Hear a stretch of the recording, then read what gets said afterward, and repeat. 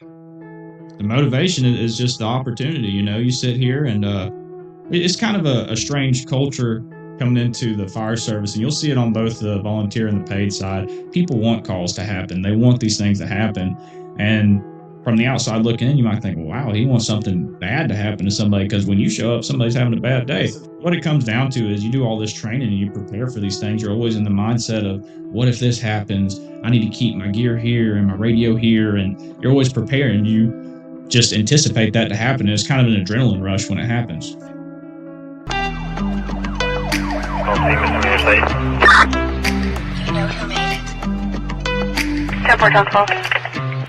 You're listening to Responder Chronicles with your host, Brian Dita, and tonight we have Chandler Hinote. He's with Allentown Fire and Rescue, Station 11. And Chandler, I'm so glad to have you on here. Introduce yourself. I'm Chandler Hinote with Station 11 here in Allentown, Florida, and I'm happy to be here. I'm glad you're here. Now, Chandler, do you mind telling us how old you are? I am 23 years old. 23. I wish I would have jumped in this at 23 years old. I really do. But so 23, what got you as a 23? Because most 23-year-olds, they're not thinking about this. So, and you're 23 now. That means at what, 21 you jumped into this? Yes, sir. I think I was 20. Okay, 20. So, what at 20 got you interested in the fire department? So at work at the time, working at a paper mill in an industrial environment, a lot of my coworkers were on the site's emergency response team, and just talking to them and hearing some of their experiences, and I found it intriguing. I wanted to learn. And coming home from work one day, it just so happened I passed by the firehouse here, and I looked over and seen it, and I thought about it for a second. I was like, I'll look up their number, give them a call. Awesome. And so, did you get a voicemail? Did you get somebody to answer? How did it go? I got somebody. There was nobody here, but it was linked to our captain's cell phone at the time, and I got him, and we exchanged emails and sent over the application, and it just snowballed from there. Before I know it, I'm at training. Now, we talked about this. I didn't want to call you a newbie because you've been on for a couple of years now. And you're like, I have no trouble being called a newbie. So, as a newbie, you've gone through a lot of training because the Florida Department, the Florida, I don't know what you call it, but the state requires all Florida firefighters to go through a lot of hoops and I mean, for a good reason. So, and that's the thing, getting a volunteer now is pretty tough because when they realize how much training they got to do, they're like, I don't have time for that. So how did that work out for you? So I will say, starting my Fire 1 class, I would say less than half of us finished.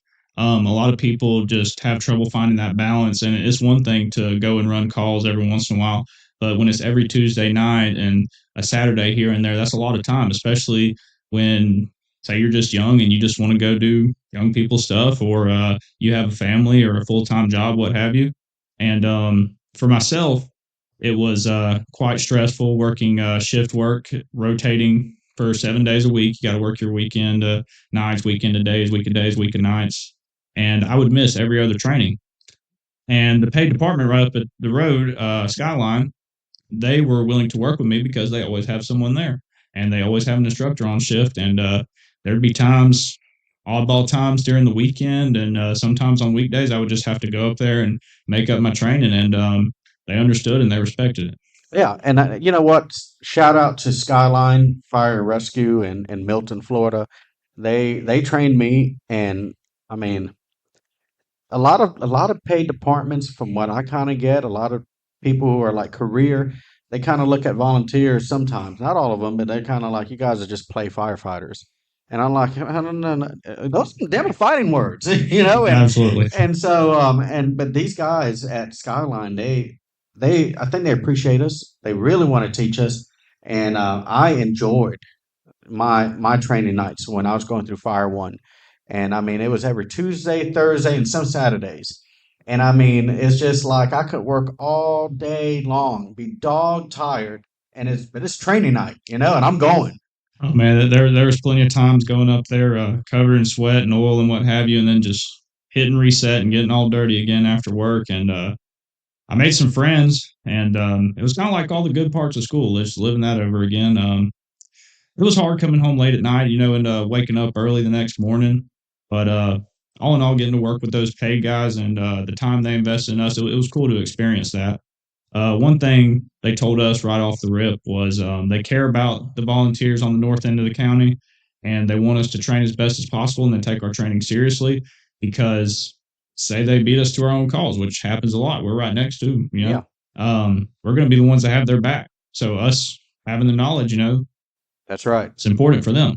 That's right. And that it just plain amazes me. We talked about it earlier. We're on the north end of the county and it's very rural. And we live in district, yet the paid fire department, they've got a long haul to get there. And sometimes a lot of times they beat us our own call, but it's because they're there. I mean, they basically they're sleeping with their And gear on. They're ready to go. And so when we get there within a couple of minutes after them, they want us to have their back. absolutely. Um, it's very unique at this station. It's probably about the same way for y'all. As far as working with volunteer versus paid, because if we go north, it's pretty much all volunteer. All we see is volunteers, and you'll notice that because you go to a structure fire and say Jay, and there's going to be a lot of personal vehicles there. There's just going to be cars everywhere where people just pull up. And like myself, I've started keeping my bunker gear in a toolbox in the back of my Hmm. truck, and you'll just see people pulling stuff out of cars, just getting ready to go. Whereas you go that way, it's just all fire trucks. You don't see a whole lot of personally owned vehicles. Now I'm gonna share this thing because that brings out a perfect point. See, my full-time job is a mailman, and there was one time I had a postal vehicle. I supplied my own vehicle, but I had one stickered up just like the ones you see that. And one day I'm heading to work, and a call drops. It's a stroke, and nobody in the district's answering because everybody's at work. And but I'm the only one, and I'm like, my job will understand. So I go en route, and I get there, and now y'all get this. Here's this lady waiting for anybody to show up. It's like 7:45 in the morning, and here comes a postal vehicle pulling in the driveway, and she's like, "Why in the world is the mailman here so early?" And I come out, she said, "I don't, I got an emergency here," and I'm like, "I'm a firefighter." And she's like, "Oh." And then after that, it's like it totally changed. But yeah, you're seeing these vehicles pulling in from everywhere, and you never would think, but yeah, they're pulling bunk gear out. They're ready to go. Hmm. It is strange beating the fire truck to a medical call, especially because they call 911 and they may not have been told that the fire department's coming, and they just see some random guy pull up in a pickup truck. And I feel like until they see the radio come out, they're not like, oh, this guy's with. Some people just don't think about that. No, they don't. And the thing is, a lot of people who live up here for a long time, they expect it. They know. But if let's say you come from a city and you moved over here, it's strange. It's definitely strange to see all these vehicles. And they say that's a cool thing. That's a cool thing, especially if you get to run your red lights. Now, not all of us get to do that, but it's pretty cool. I personally opt not to run the red lights. I live Hmm. decently close enough to the station. If I'm close enough, my advantage is being close at my house already. I don't like to run the red lights because I just don't like my personal vehicle being tagged as, oh, that guy's in the fire department. Let me go tell on him for this or tell him for that. Oh It's not yeah. that I do bad things, but if I made the wrong person mad, they might would want to do something. I'm like within a block of my station, so there's no need for me to have lights at all. But every now and then, let's say you show up on scene and they're like, who are you? And it's just like, I'm with the fire department. That So, that is one thing. MVAs especially, you pull up to a wreck and then say it's on one of these rural highways. You just got a line of cars backed up because it's shut down, and nobody will move out of your way. And then you start going down the ditch or something. People's going to think you're just trying to get ahead of it, not yeah, understand. yeah, that's true. Now, so we talked about the training and you just pushed on, you got it done. Do you realize how much training you've been through the last 2 years? Have you thought about it? Um, Really, every time that pager goes off, it's training. Yeah. I mean, you get to a point, and they say your mind is a toolbox; it's never filled, but it's always training, always learning something. I have never been on two calls that are exactly the same. True. And you're right. Every call you get on, you're going to learn from. And sometimes you may kind of like, well, I shouldn't have done it that way, and then you learn from that, you know. And you're right. No two calls are going to be the same.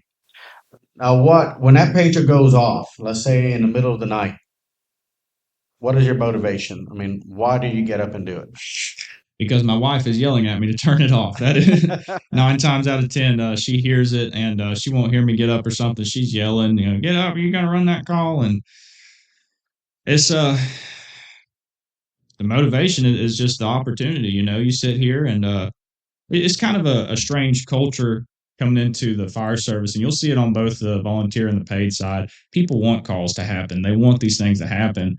And from the outside looking in, you might think, well, wow, he wants something bad to happen to somebody because when you show up, somebody's having a bad day. It's somebody's worst day. But what it comes down to is you do all this training and you prepare for these things. You're always in the mindset of, what if this happens? I need to keep my gear here and my radio here. And you're always preparing. You just anticipate that to happen. And it's kind of an adrenaline rush when it happens. Oh yeah.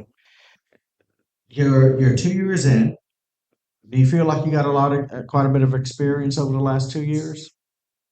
It's it's hard to say because coming into this, you work with a lot of people that have a lot of experience, and you feel like it's always you just don't know what to do.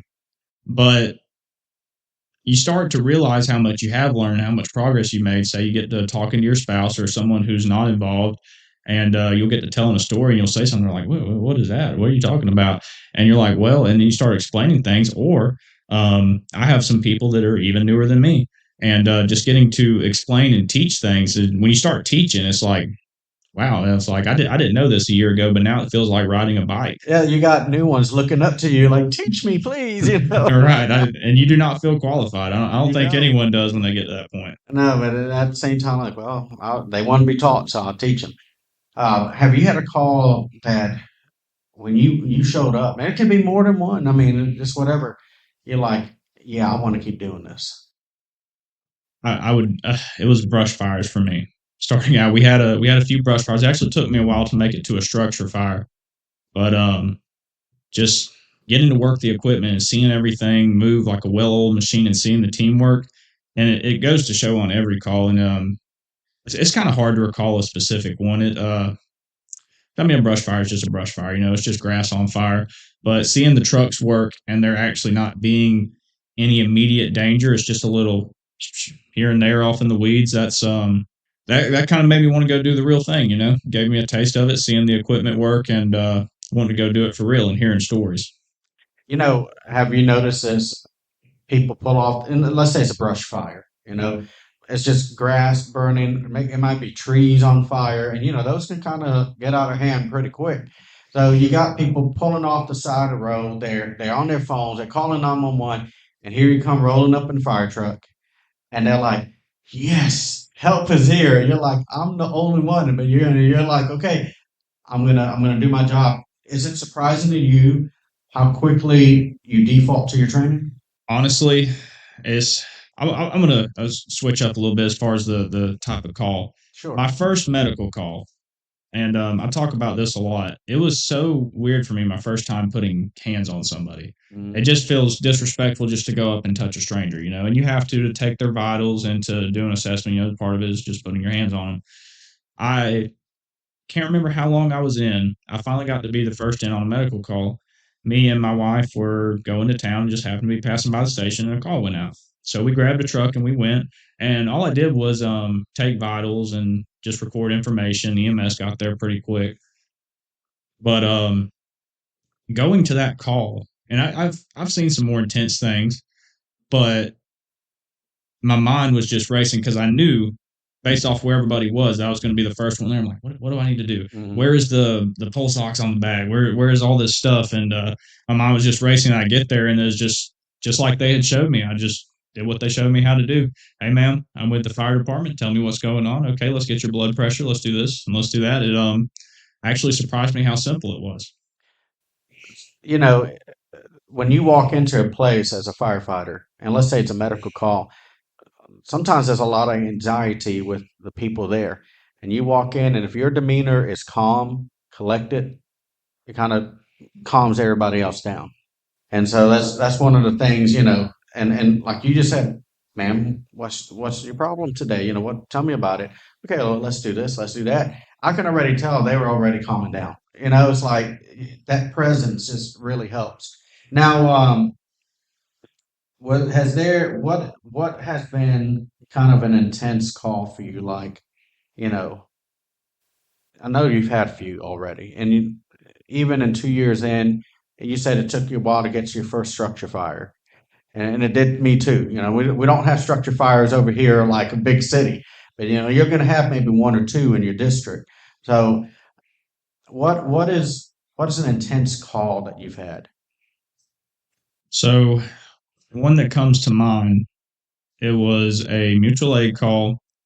We were at the school doing ag day, showing off equipment to kids and stuff like that, and we got to jump straight into the engine. We were kind of too far away from the firehouse to come back and grab the tanker, and Sure. so we ended up taking the engine, and we were just going down the highway to this call, and we got the whole emergency response experience. We come off of a side street, and there were cars coming, lights, sirens, horns, standing on that air horn, and we get going down the highway, and we're rolling up to it, and it didn't end up being much. It was just a trailer that had burned all the way down. But Hmm. seeing that column of smoke and my helmet on the dash, and I actually snapped a picture of the column of smoke. The adrenaline that got pumping when that happened, just seeing that was pretty crazy, because normally you don't see these things during the day. No. It's normally at night, Yeah. and yeah, it was just crazy seeing that.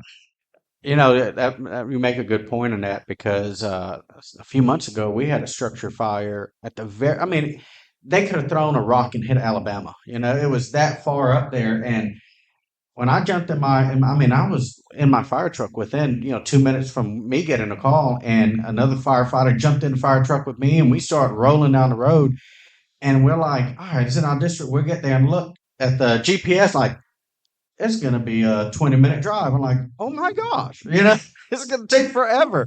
Well, anyway, other people I got there, they were closer. And even then, that place was burning up. It was like 10 o'clock at night. And I know as we got closer, we could see the orange glow up there. And it's just like second adrenaline dump, boom, and you get there and it's just like, okay, start helping put it out. But every time I start to go, do I want to keep doing this? Maybe it's been a slow week. I know there's times in our district where it's like 3 weeks and nothing pops off, absolutely nothing, and you're like, I don't even feel like a firefighter. I don't feel I'm going to forget stuff, but then you get that call like, yep, I'm ready to do it again. So I'm assuming, just like you said, that's you every time. Blindsided with the serious ones. It can, and it's hit or miss here too. It's usually some light medical calls throughout the week, and then every once in a while on a weekend when you're off, just hanging out. You're there, you're ready to go, and it happens, and Yeah, you just load up and go. load And up the and go. adrenaline rush is the same every single time. I don't know how it'll be in 20 or 30 years, but I know after 2 years it is still the same adrenaline rush. Well, Brandon, who was on the last episode, he's back over here. Brandon, is that adrenaline dump the same every time? 20 years on a row. There's your answer. It's the same every time. Now, let's see. Anything you want to tell new people coming on? I got to say the training is a lot to get certified to where you can actually work and ride on the truck. It takes time and it takes commitment, but it is 100% worth it. Like I said, I was going to the fire station on a lot of off days. I sacrificed a lot of my personal time, and just not to brag or anything, but just to let people know it can be done. I was working a crazy shift, like I said, days and nights scattered throughout the week. If you want it to happen, it can happen. Hmm. And once you get to that point, you get to a point rather quickly, as long as you push through your class, where these people that have all this experience and stuff, you're just one of the guys. They don't treat you so much as the new guy. I mean, they still obviously they're going to respect what knowledge you do have, and that's what your assignment's going to consist of. But you just become one of the guys, and you just fill right in, and you're like family. The teamwork and the family like environment that goes into it is extremely rewarding. and I would encourage anyone to reach out to the local department. Absolutely. And I was going to ask, anybody who's on the fence, well, you just said it. You just reach out.